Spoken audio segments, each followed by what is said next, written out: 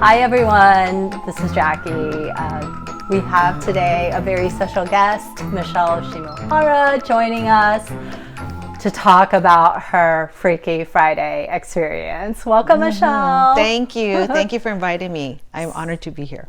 Tell us, I know you've been in the industry for a while. I'm sure you have some very juicy stories to share. I have a few juicy stories. This is back when I first got my license, so I want to say almost 10 years ago. I was very new, very green, and I was answering the phone, and someone says, "Oh, I want to look at this house." And so, me, a brand new person, I was like, "Sure, let's go." So the house is in Eagle Rock, and that's like prime LA, and it was north of Hill, which is so I'm like, score! I was so excited. So me and my friend, she was a lender in the office. And we went together and we met the buyer, and I didn't know him. He was an investor. And this house was a probate sale. So it was priced really low, competitive. And so a lot of people wanted to go see it. We get there first before the buyer, and I open the door, and there's this hallway, long hallway. So we walk in, and she grabbed my shoulders. And I don't know what it has a feeling. The house had a weird feeling. So I maybe took 3 or 4 steps. Yeah. And my lender's name is Sheila. So I go, "Sheila, do you have a weird feeling?" She goes, "Yes." Was it like chilly? I don't know. It just had a weird, some houses have just a weird vibe to it. And just right away, it just felt it was not comfortable. But I need a sale because I'm brand new. Yeah. So I'm there. Okay. So me and Sheila are there, and we walk into the hallway and we go through the house. It just looks creepy. It's just a creepy old house. We go in the bedrooms. It's all mid-century modern furniture. It looked like the guy who was there, the man who was there, had passed away in the house, and just everything was still, all his belongings were there. Yeah. We're there, about 5 minutes, the alarm starts going. Nee, nee, nee. So it's so loud and piercing that we can't even stand it. So I called the agent because she had her cards there. And I said, "Hey, Sally, whatever, I'm here at your listing. I just want to let you know that the alarm system is going on right now." And she goes, "That's impossible because we shut it off about a month ago." And I said, "Well, it's here." She goes, "Well, let me call ADT and try to get it fixed." I said, "Okay." She calls me back. She goes, "It's not possible. It's going off because it's shut off. It's off." And I go, "I'm telling you, it's on." So my client shows up, which I don't know him. Yeah. He comes and takes a look around the house, doesn't like it, and leaves.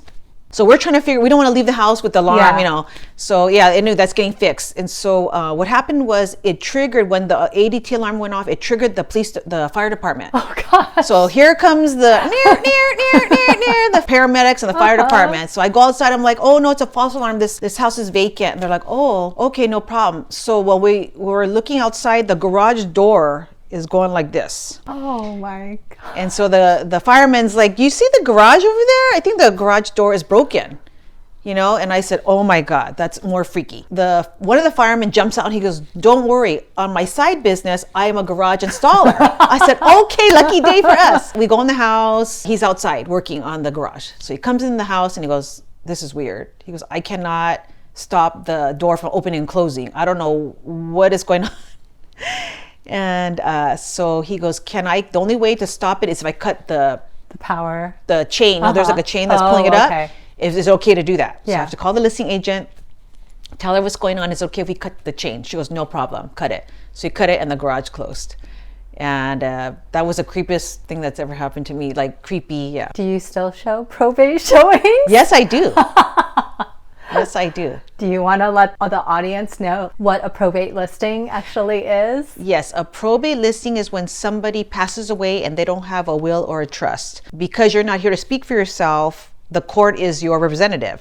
So it's very costly, and it's very hard on the family because someone passed away. It's already an emotional time. Yes, if you have property, it's a very good idea to have a trust made. Put your house in the trust, and it's a lot easier and simpler. So creepy story aside, a little nugget: set up your trust. Don't go into probate. That's true. So I have a second story. So this is back when the prices weren't so crazy. I had a client, the budget was $450. And at that time, that was the average. That was the average price. So we went out and he saw a listing online in Cerritos by Cerritos College. And the houses over there are renting about $600,000 at the time. Yeah. And so he calls me, hey, I saw this, let's go see it. I said, no problem. So we go down there and we open the door and I see this rocking chair. And it's an old rocking chair, like those creepy kind in the creepy movies, and it has a shawl, like a knitted shawl laying across it. And I go, this house is just creepy. But I didn't say anything because, this is creepy.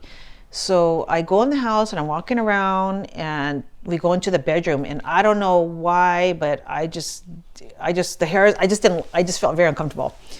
So we go into the kitchen and I open the I don't know why, I'm just like that. I just opened the freezer and there was bugs. Even though it was a freezer, there was bugs in the freezer. Oh my gosh. So I closed the door and they like the house because it's priced really well, $450. Everybody's happy. I said, great, this is a really good deal. So I walk out of the house and I call the listing agent. Hi, I'm here. I want to make an offer on your house. And he said, well, I just want to let you know that someone passed away in the house. But he did not write that on the MLS. There was no mention, which you're not supposed to do. You're supposed to disclose it, but he did it. Yeah. And I said, oh, okay. So when did this happen? Was it a year ago? He goes, actually, about 3 weeks ago. And I said, oh, okay. What kind of death? Was it a natural death? Was it? What kind of death was it? Yeah. And he said, it was a hanging in the bedroom. And I said, I knew it. I told him, I knew it. As soon as I went in the house, I had a weird feeling. In that bedroom, I had a feeling. And then I told him, you don't have a bug problem in your freezer, by the way. And so I hang up the phone and I tell my clients, and they were like, no way, I don't want this house. Somebody hung themselves, which is a lot of legit, excuse. Yeah.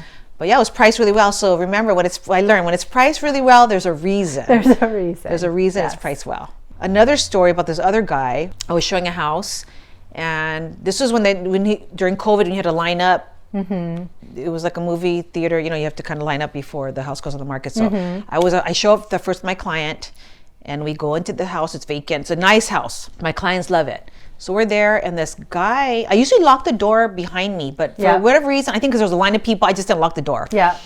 Who's going to do that? Come in when there's a line of people. So I just left it open, and I'm showing my clients a house. They really like it. It's got wood floors, everything's a beautiful house in the price range. And this guy walks in, this big guy. And he comes up to me and he starts really aggressively, who are you? He goes, this house is not for sale.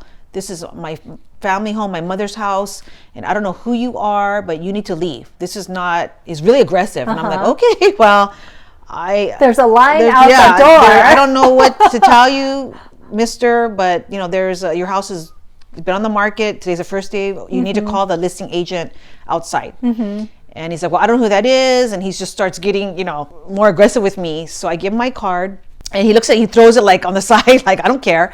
I called the listing agent and I said, hey, Michael, I'm just letting you know that there's somebody here that's really upset, and they're saying that this house is not for sale. It's his mother's house.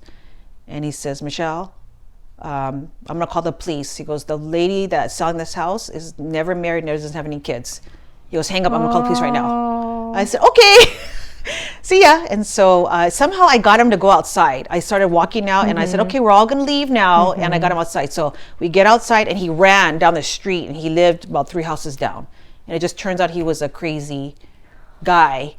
And so I called the agent a couple of days later. Yeah. And he's like, yeah, I can't get this household because this guy keeps showing up, claiming, Yeah. And then my clients, they really liked it, but they were afraid that this guy's going to keep coming back, and harassing them. Yeah. So, but they ended up getting a beautiful house in Ontario, so it's okay. But yeah. No, it's so interesting because I had similar experiences where, especially during the pandemic, where it was really hard to get appointments and to see homes, people would just try to sneak in while you were doing private showings. Yeah. I made a habit to lock up behind me. Right. That's so, and it's so dangerous now, right? Yeah, because of it. For sure.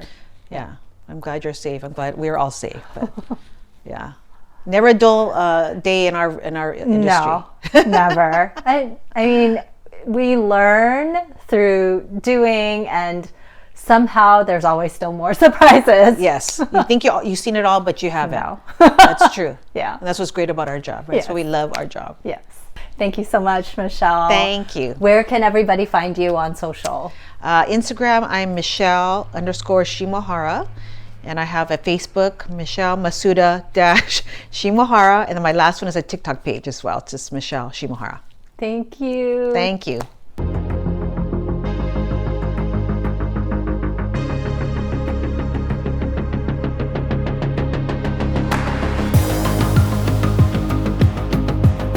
If you found this information helpful, like, subscribe, or share it with a friend.